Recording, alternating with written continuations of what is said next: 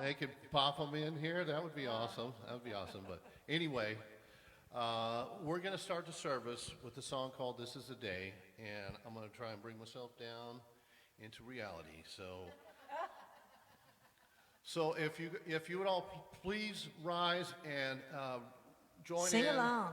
sing with us, bring up the spirit for Reverend Clyde's message today, and our special guest Bernice is going to bring Some vibration, love vibration to you extra guys. spirit in the room. So Woohoo. we appreciate that. So are you ready? I'm ready. Are you ready? I think I'm ready. Here we go.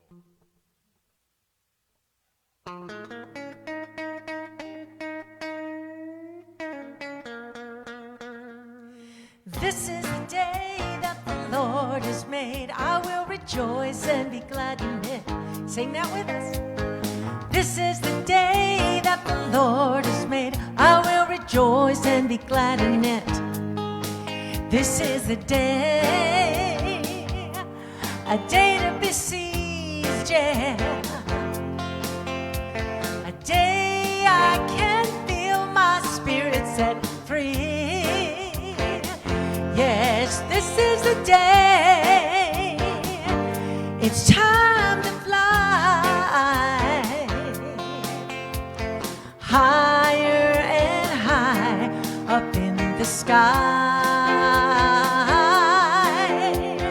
This is the day that the Lord has made. I will rejoice and be glad in it. This is the day that the Lord has made. I will rejoice and be glad in it. This is the day all my dreams come true. Can feel the Spirit working its way through. Yes, this is the day. It's time to fly higher and high up in the sky. This is the day that the Lord has made. I will rejoice and be glad in it. This is the day that the Lord has made. I will rejoice and be glad in it.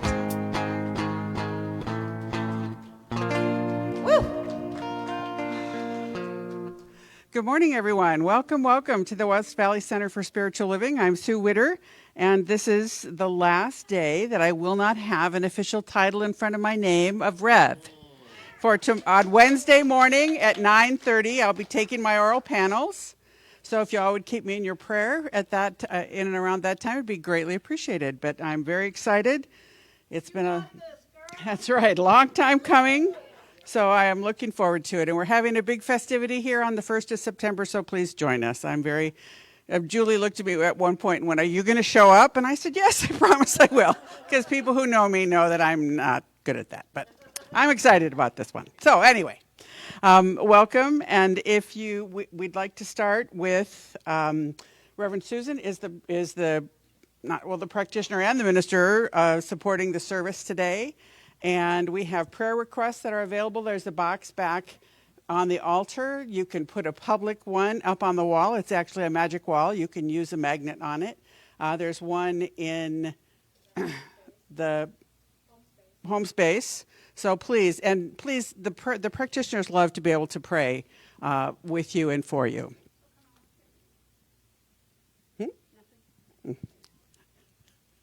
Anyway, so then if you would say our vision statement with me, pop it up there. Okay. We are a loving, joy-filled community honoring the many paths to God as we learn and live the science of mind principles. So we have some excitement today. I mean, some great excitement. Vernice is here, and she's going to be doing some sound with us during the meditation, and then a sound bath after service. If you have never been, it is amazing. Your whole body responds. It's just incredible. It lifts and moves and shifts astounding. So please join us after service. And what time are we starting? We're starting at around 11:30, and we ask for a $20 love offering. But it is really, I will tell you, I've done a lot of different types of meditation in my life, and this experience is just beyond description. We have some classes that are coming up. We have the Introduction to Science of Mind that Reverend Karen will do, which is just that brief program that helps people get a little clearer picture of who we are, what we believe, and then Foundations follows that, which is the grounding fundamental course for our philosophy. And we still have a morning meditation, an evening Reiki empowerment circle, all kinds of things. If you get a bulletin, there's all the announcements in it. And then we have Gloria, who's coming to give us a special announcement. Yay. The best for last, my dear. Thank you, thank you, thank you. I just want to thank everyone again for all the donations that you brought in for Heart. This is the last week that we will be collecting those. I will be delivering them next week. However, if you did specifically buy things for that, don't worry, because I do want to remind you that all year long, we do take donations for West Valley Food Bank, so you can drop them in the food bank bin in the back. And thank you so much. Again, you guys showed up. I really appreciate it. And things like that are really a beautiful statement about our community, about our open hearts and our willingness to give back. So thank you for that. So if you will now just sit back and truly enjoy the initial experience with Vernice. She's just amazing.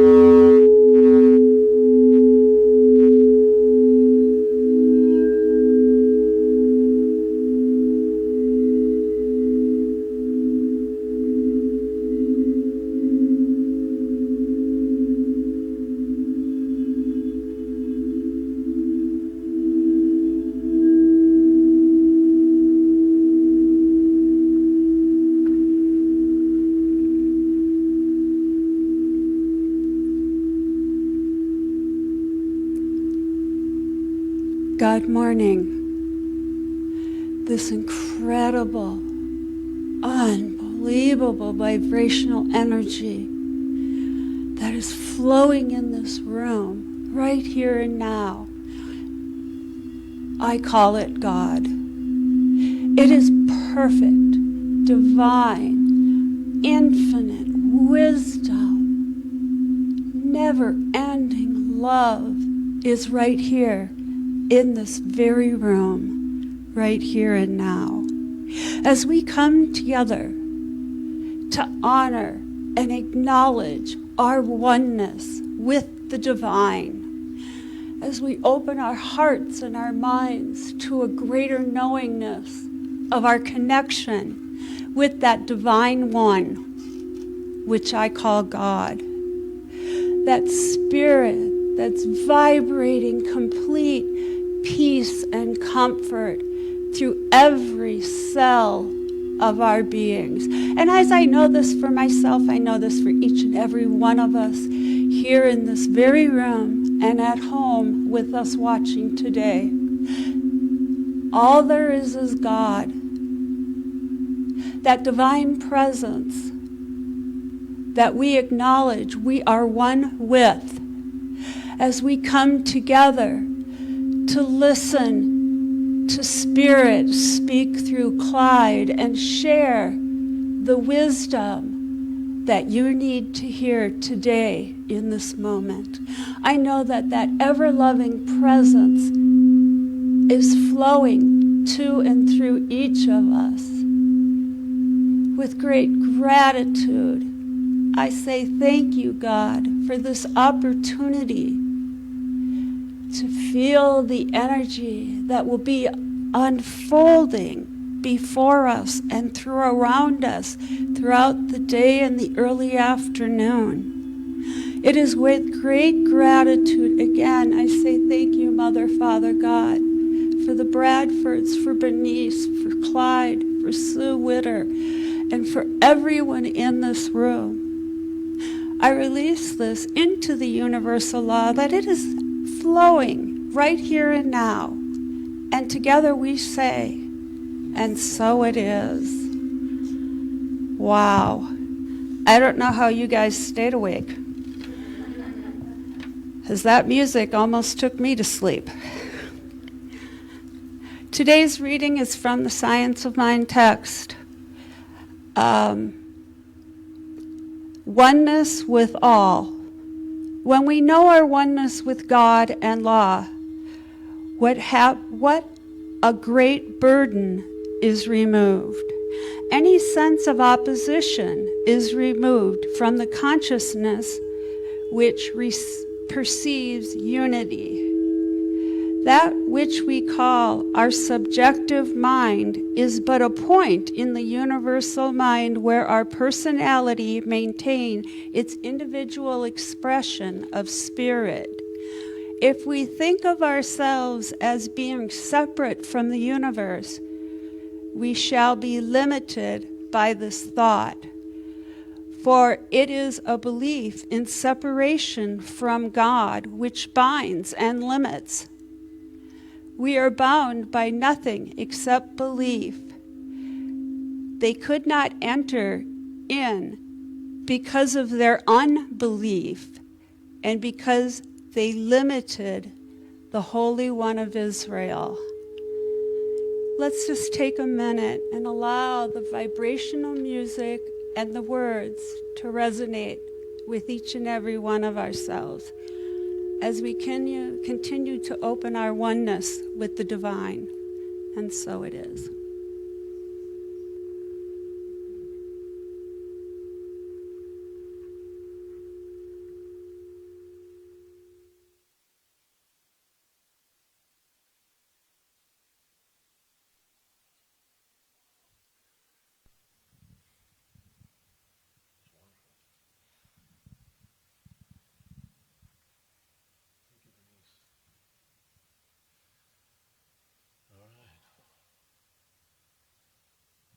So we're going to bring the level back up just a little bit. We don't want to break it in too hard, so yeah.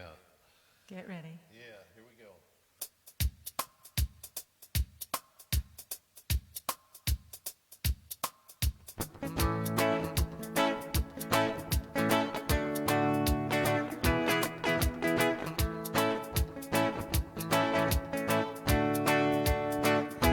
When my world is not okay, when there's roadblocks in my way, when I feel so all alone, these words will bring me home. Let love lead the way. You can sing that with me. Let love lead the way, oh, oh, oh. Let love lead the way, yeah. Let love lead the way.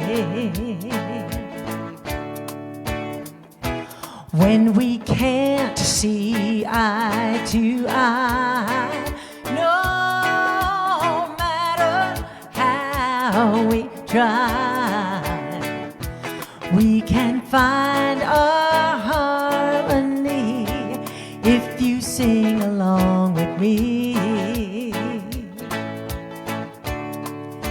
Let love lead the way.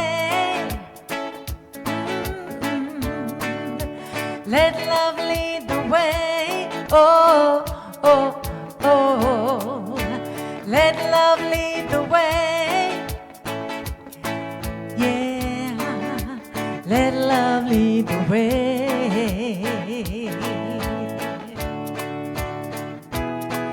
In everything, love will be the gift I bring to give and to receive, straight from the heart. Let love lead the way. Oh, let love lead the way. Oh, oh, let love lead the way. Yeah, let love lead the way. I'm gonna let love lead the way.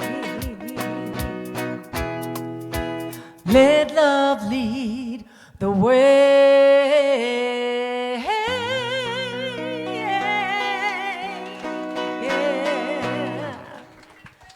Yeah. All right, good morning. And so something funny that, so Kathy and I were talking right before the service, and I said, oh, you didn't get my text about what I wanted you to sing about? She did get my text. She just doesn't realize she got my text, that's all. So thank you. And then also Vernice with the crystal bowl, that was so beautiful. And yes, Rod, we had to bring it up another level to get us back into the room, into the space in here. So thank you, Vernice.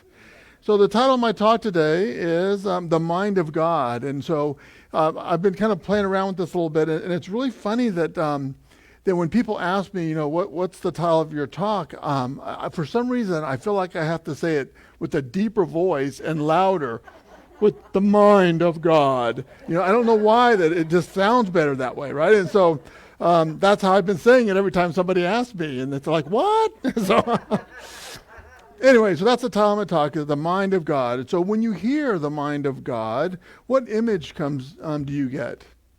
What beliefs come up for you, right? So for me, when I think about mind, I think about creativity. And when I think about God, I think about power. And when I put those two together, I just think about infinite possibilities. So Ernest Holmes said that the mind within you is the mind of God. And since the mind of God not only created everything that ever existed, but will create everything that is ever going to be, you already have within you the ability to project new ideas, new thoughts, and new inventions. So a couple months ago, I did a talk on making a pearl, how an oyster can make how an oyster can turn a pebble into a pearl, right? So the oyster didn't go to school to learn how to do that. It already has the divine intelligence in it to know how to transform that transfer that pebble into a pearl. Well, we have that same divine intelligence within us to create, to solve problems, and to experience life in infinite ways.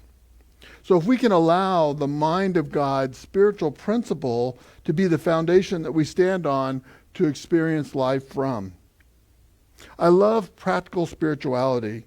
What we teach is spiritual principles here in our center, and you get to decide how you want to experience and express life.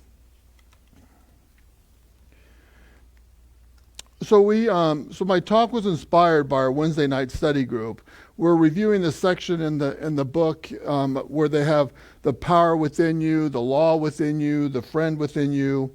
And Ernest Holmes, in this section of the book, he made it really easy for these topics to be really short and very easy to digest, right? And so the title of my talk, we're using the Living the Science in my book. That's the book that we're reviewing this year right now. So the title of my talk came from the section that says the mind that's within you.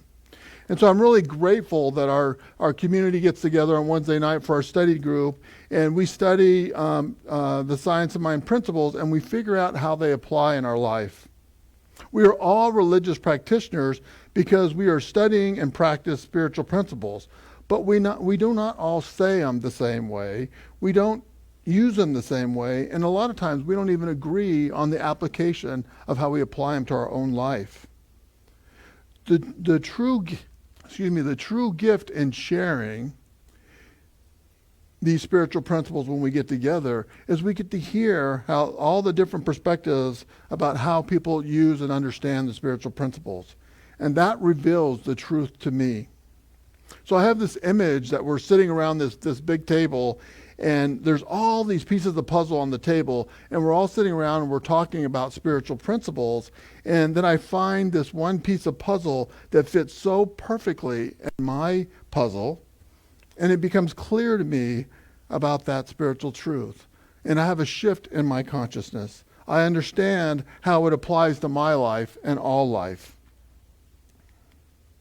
So I want to start by talking about the universal mind, or the mind of God. Ernest Holmes says, "The mind which you use is the mind which I use, and it is the mind that everyone uses." This is how we are all connected. We come from the same source, but we use it very differently. If we truly believe in oneness, then can we honor our differences and see the divine in everyone? Remember, spiritual principles work the same for everyone all the time. So for an example, everyone can experience gravity at the same time, the same way. So ask yourself, do you truly believe in oneness? Can you see the divine in everyone? I'm not saying that we have to be best friends with everyone, but I know that everyone is a child of God, and so I can see that divine person. I can see that spirit within them. So I have an older brother that I haven't talked to, or he hasn't spoken to me in 10 years, and I'm really okay with that. You know, I miss him as a brother, but I would not consider him a person that I would be friends with. We just express life differently. But he's still my brother, and I love him, and if I was to see him today or tomorrow, and if he came up and said, "Hey, I want to spend some time with you," I would love to spend some time with him, because I know that he's a spiritual being having a human experience, and he's my brother. He's part of my family. So we are all one family. We all come from the same source. But we don't have to be friends with everybody, but we do need to love and accept that they are a child of God just like we are. The spiritual principle applies to everyone all the time.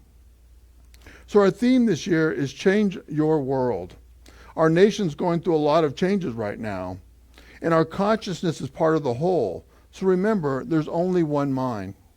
So whichever side of the political party you're on, it doesn't matter. Can you still see the oneness? How can we use this time right now as we are going through this election year, and lean into the truth of this oneness? When we are expressing life from the universal mind, the possibilities and the creativities is endless. The idea of the one mind gives me confidence, hope, and it helps me navigate through life. Ernest Holmes reminds us that the mind of God does not experience problems because there's no problems in God. There's only truth to be revealed. So look around at all the professions in the world. There's doctors, there's teachers, there's plumbers, carpenters, lawyers, scientists, musicians, artists. Remember that we are all one mind expressing life differently. Our source of our expression comes from that one mind. This is the very exciting part about spirituality. We all have the same possibilities to express life. We are all creating and accessing the same source. So I'm not a plumber or electrician, but I have the wisdom and the knowledge within me. Thank God for YouTube, because you can learn almost anything on that channel, on YouTube. But the real question is, do you have confidence that you can do it? If you have any project that you need to learn about, you can go to YouTube, and they always have 4 or 5 videos on the same topic. There are experts and experienced people that can help guide you through any project. So these principles help me navigate through work. I have developed processes within the hospitals around trauma patients, around NICU babies, and NICU babies are very sick babies, nursing processes, digital registration, and Medicare audits. When I start a project, I may know 10 or 15% of how the process works within the hospital, but I'm expected to learn the operation, identify the opportunity, develop a process improvement, train hundreds of people, and do it all with a smile. So I lean into my faith, and I know that we are all connected. The knowledge is within me, and I stay open to the possibilities to learn and grow. We are all intelligent beings, but we forget. When I forget, I look to nature to remind me of my truth. How does an oyster make a pearl? How does a caterpillar transform into a butterfly? How does a good time between a man and a woman create a baby? And how does food that we eat convert into energy for our bodies?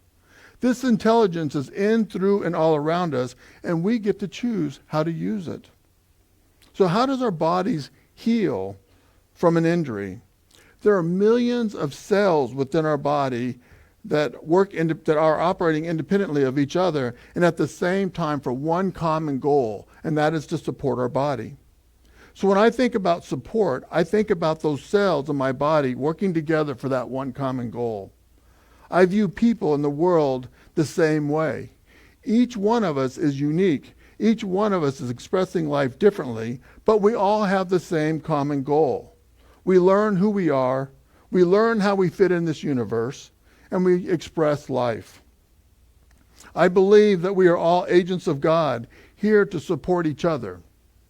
And so what are you doing to support life or other people? Are you able to ask for help and let other people support you? Life supports us in many ways. Are we open to receive? So love is an instinct or an urge within that wants to express life and evolve. Love is the power that can break down barriers and honor our differences. Love is what we feel when we are connected and when we offer support or we receive support. When we are expressing or experiencing life from the universal mind, we feel love. Our individualized expression of God is where the ego comes into play. So we focus on ourselves and how we are different from each other. We are no longer operating from that universal mind.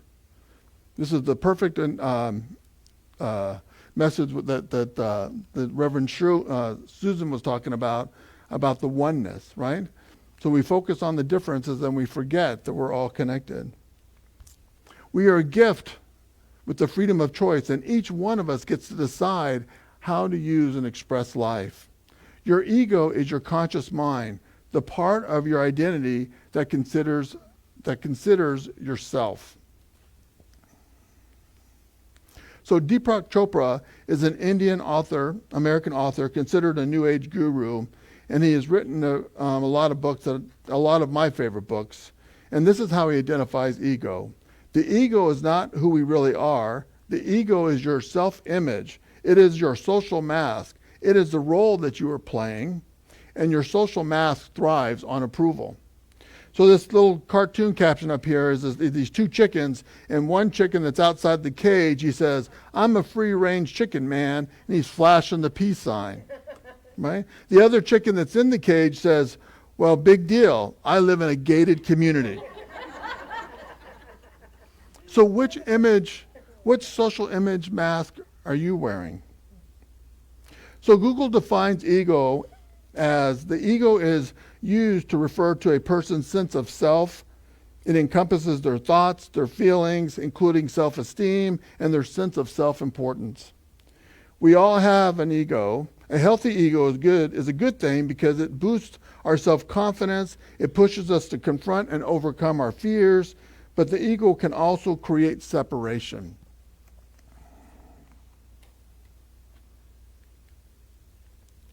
So our ego is good for us because it keeps us safe. It helps us identify potential danger and triggers a reaction. Our bodies go into an automatic physiological reaction. Think about the one mind. Now, think about the caveman and how they developed the reaction to stay alive from all the animals. We are experiencing the same reaction today. When we experience a threat, our bodies take over. Our heart rate goes up. Our senses, like our sight, our hearing, or our smell, they sharpen. And then our energy level also increases. We all have experienced this reaction at some point in our life. The ego is all about building our confidence. As we confront challenges and overcome our fears, we become more confident. When I started my career in healthcare, I started off as a supervisor in the emergency room. And now I work with hospitals to help improve their cash flow. The chief financial officer who's at the Brazo West campus, it's one of our tenant hospitals in Goodyear. It's right off the highway off the Goodyear.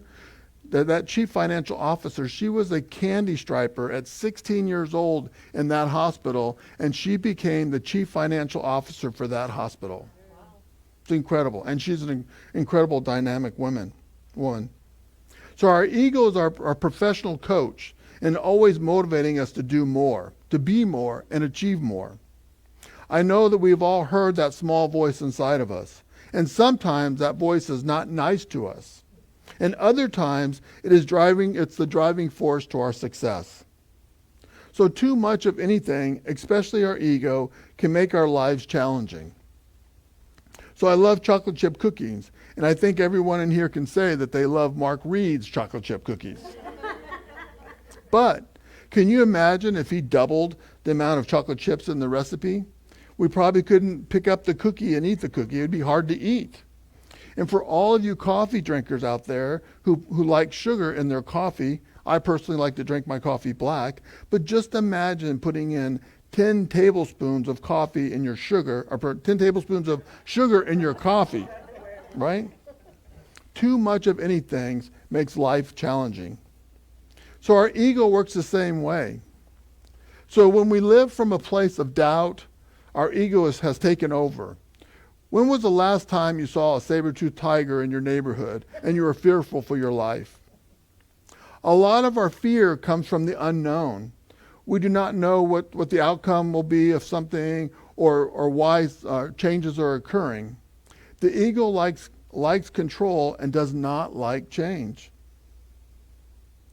We lose trust in our faith and we feel alone and we fear that there is no answer to our challenges in our life or the changes that are occurring. When we're operating from our ego mind, we separate ourselves from God and everyone else. We forget that we are individualized expressions of God, and we forget that we are connected and we express life from the same source.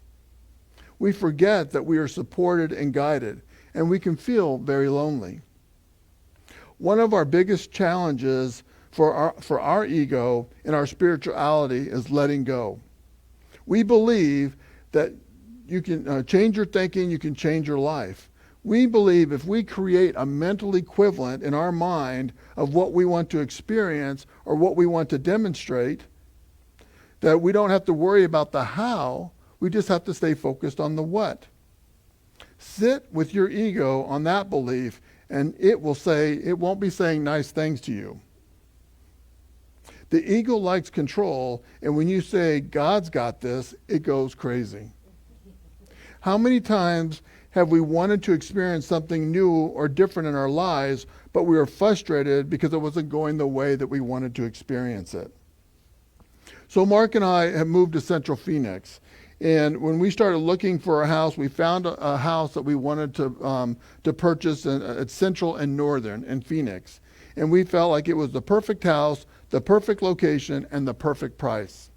While we were trying to purchase this house, we were doing it on a contingency plan, and we were rejected twice for the same house.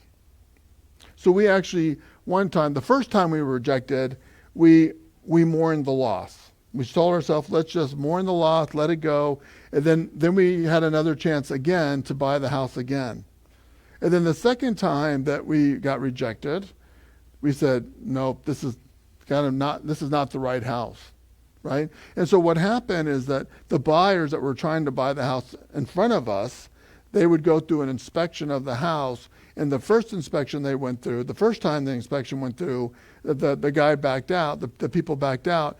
And Mark and I, we convinced ourselves, oh, that's not a big deal. We can take care of this. We'll move in and everything will be okay. But then when the second buyer did the exact same thing, we said, we need to listen, right? So life is telling us something there. So we simply let that go.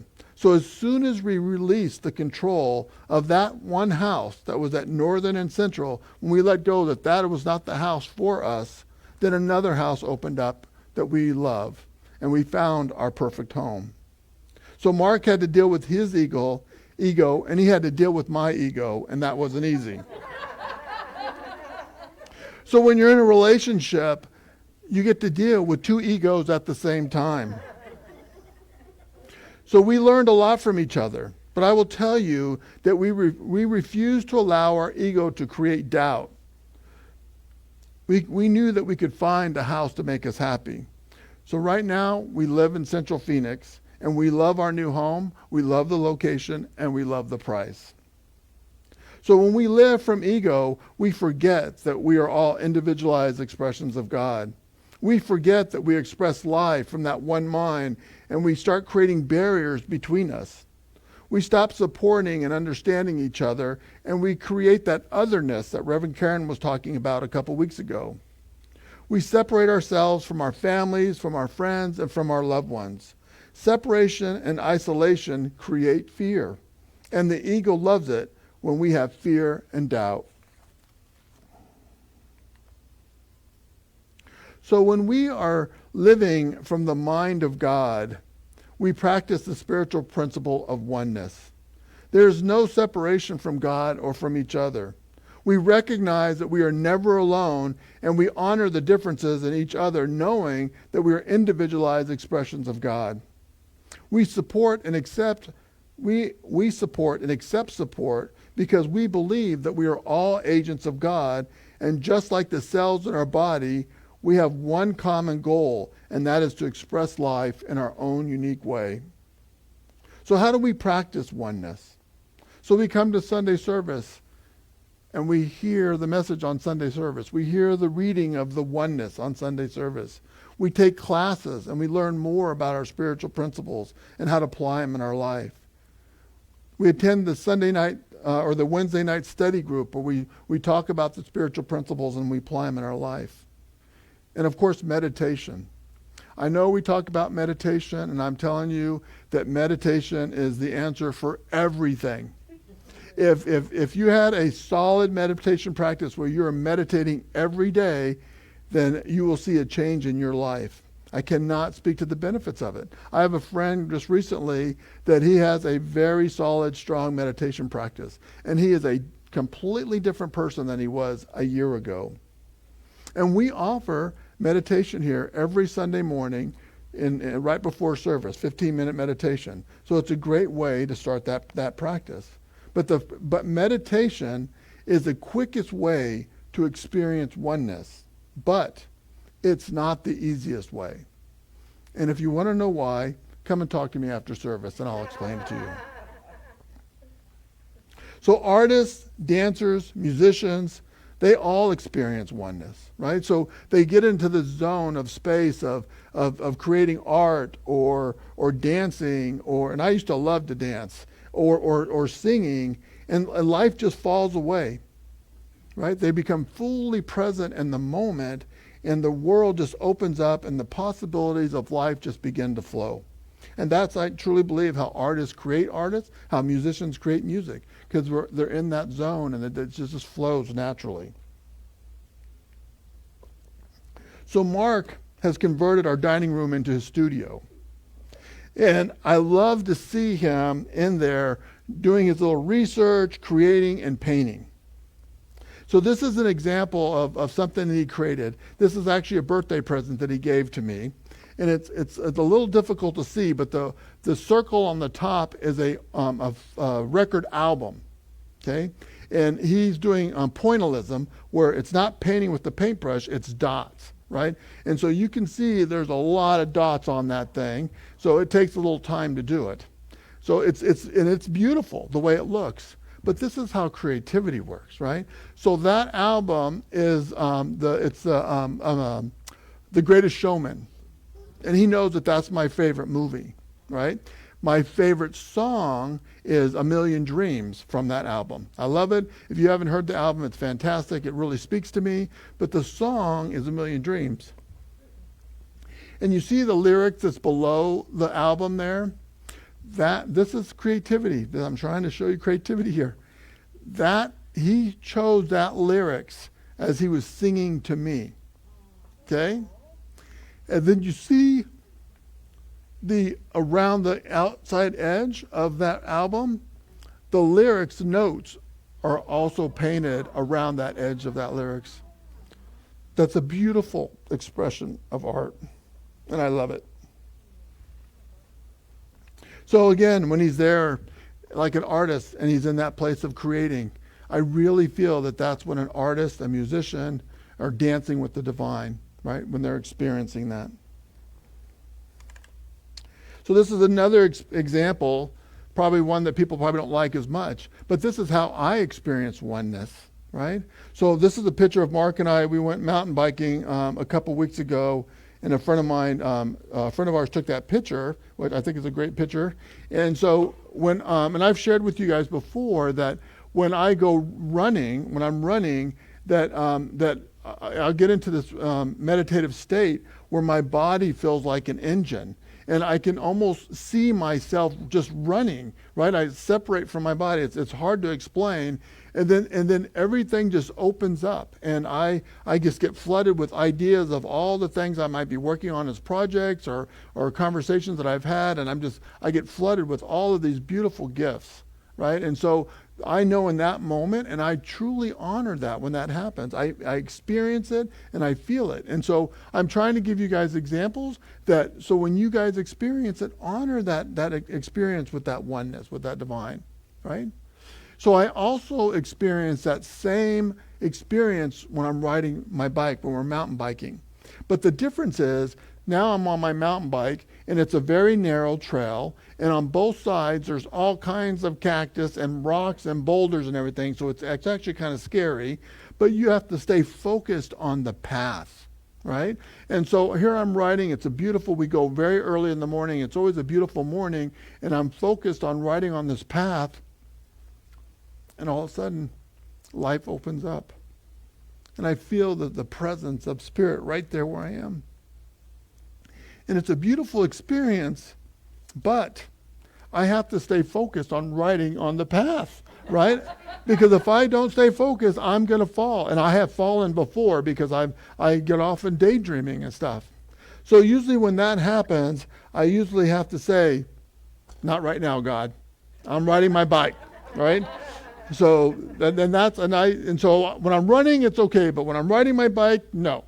Right? So I've got to stay focused. But it happens, right? I get in this zone. We get in this zone and we allow life to take over and we become fully present.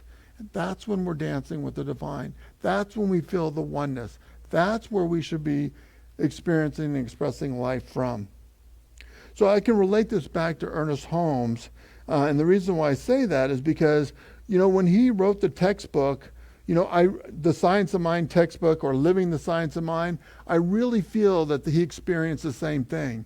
Because what Ernest Holmes did is he took religion and science and philosophy and he merged them all together to a spiritual understanding that we could learn from and that we could understand and we could grow and we can apply it to our lives, right? So I just imagine him doing something. I don't know what it is. I couldn't see him being a mountain biker, right? But he's doing something. But when he's doing it, he's in that space and experiencing that oneness, and life just simply opens up. So love as an action. Love has the power to change anything. And it's life nudging us to express more life. So we can be the love in any situation, and we can create a space for growth and opportunity. When we are expressing love, compassion, and we honor all paths, we are expressing life from the mind of God. So our Wednesday night group says the giving affirmation every week to remember that we're always in the law of circulation. And for right now, because we're going through this election, I replaced the law of circulation affirmation with one with the presidential for the presidential candidates as we move towards the election. So I want to share this affirmation with you. So I saw it on Facebook. It was created by another center, but it's a beautiful affirmation that our group on Wednesday night is saying every Wednesday until the election day. So let me read it to you. I affirm that the United States and its electors are guided by wisdom, compassion, and integrity in all decisions and actions. I envision a nation where justice and equality prevail and where every voice is heard and respected. I affirm that our leaders are inspired to work together harmoniously for a greater good, fostering unity and understanding among all people. And so it is. So we're saying this. We're adding our consciousness. We're doing our part. Doesn't matter what side we don't talk about politics on that Wednesday night call, and we honor all paths. But we're all saying the same thing, right? We're all affirming this truth together. So when we experience fear or doubt, we can lean into our faith and remember that we are loved, supported, and guided. Everything that we need to know is within us, and everything that we need is all around us. And if you need help with this spiritual principle, I'm sure you can find several YouTube videos to help you practice. So I'm going to close with the prayer. I want to close with a quote from Albert Einstein. He's a German-born theoretical physicist who's widely held as one of the most influential scientists. And he understood oneness, and this is what he said. A person experiences life as something separate from the rest, a kind of optical delusion of consciousness. Our task must be to free ourselves from this imprison and find the reality of oneness. And so it is. So let us pray.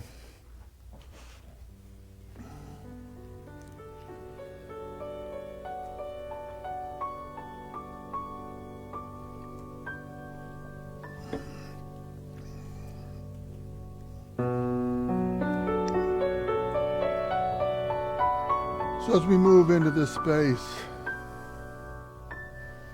feeling the vibration that Vernice so beautifully opened up for us this morning,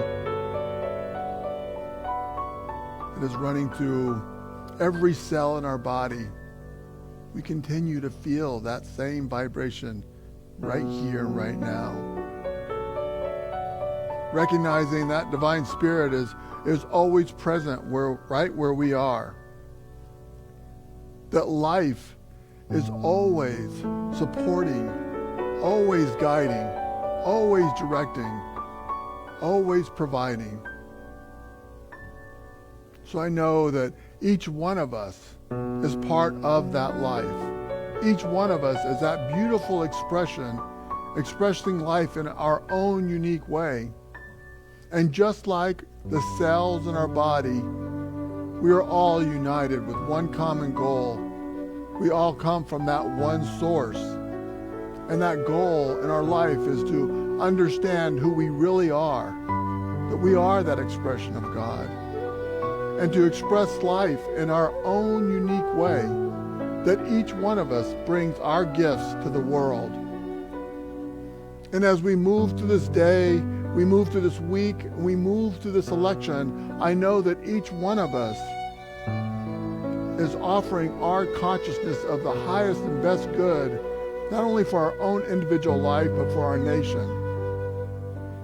I know as we are expressing life, we tear down the barriers between us and we acknowledge the oneness of all life, that we are all connected. And we do it with love, because love is the answer. So today is the day that we affirm this truth.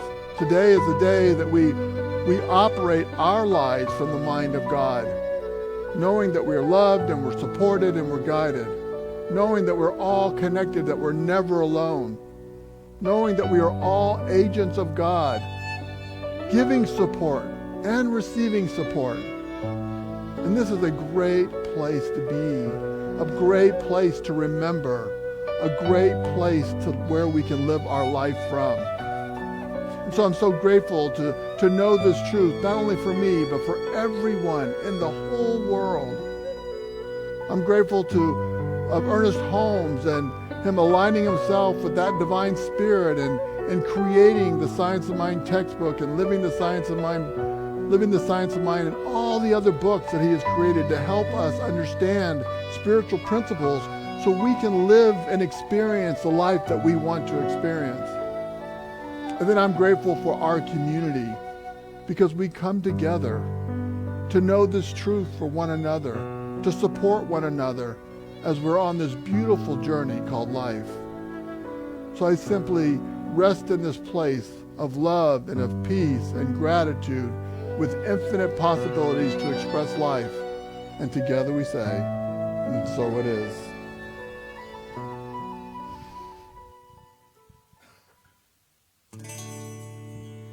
Grateful, grateful, grateful for all the love that I have. I am so grateful, grateful, grateful for all the love that I have. Everywhere I look and every face I see is love reflected, shining back to me. I just give thanks for all these simple things, the joy and peace that gratitude brings. That's why I'm grateful, grateful, grateful for all the love that I have. I am so grateful, grateful, grateful for all the love that I have.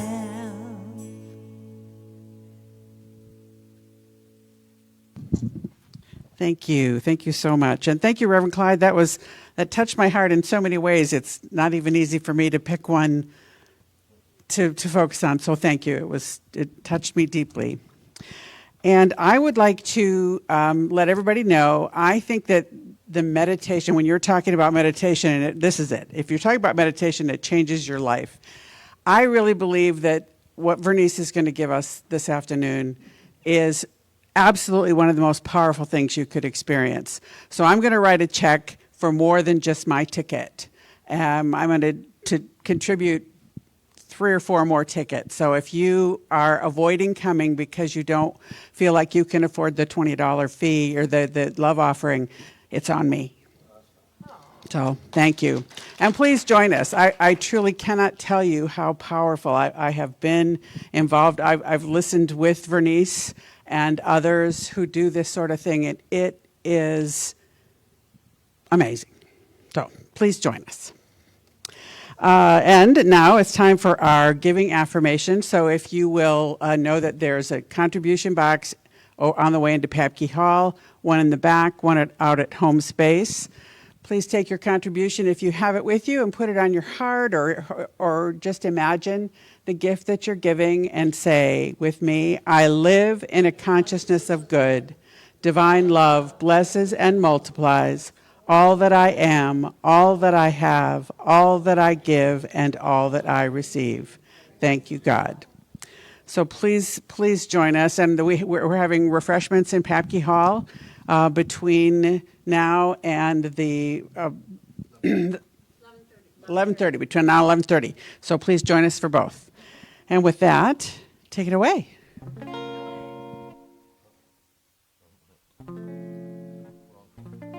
we are. Please rise for our last song.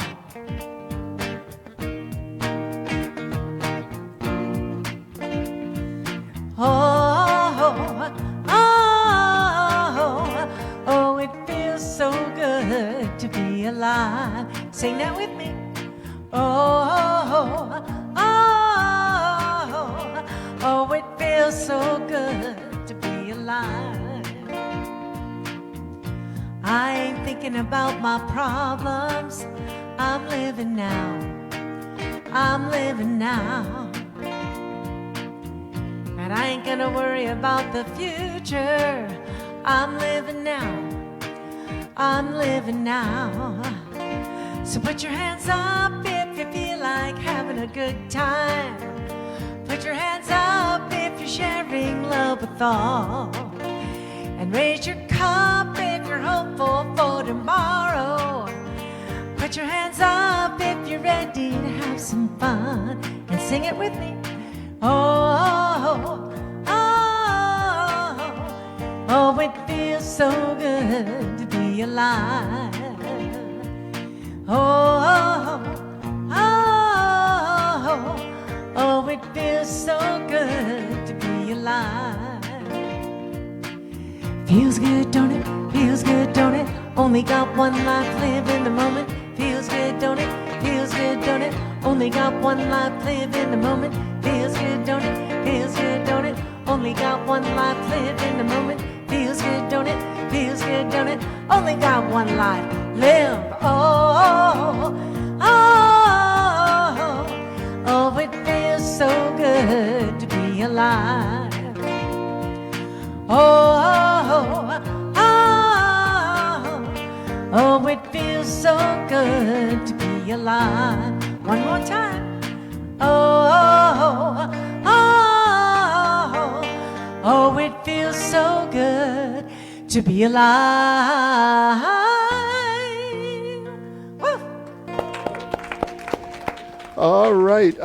We are saying that it's going to start at 11:30, but after Bernice gets it all set up and you get a snack or something, so we may start a little earlier. So I just want to let you guys know, but we're going to give her till 11:30 if she needs it, but I don't think she'll need it. All right.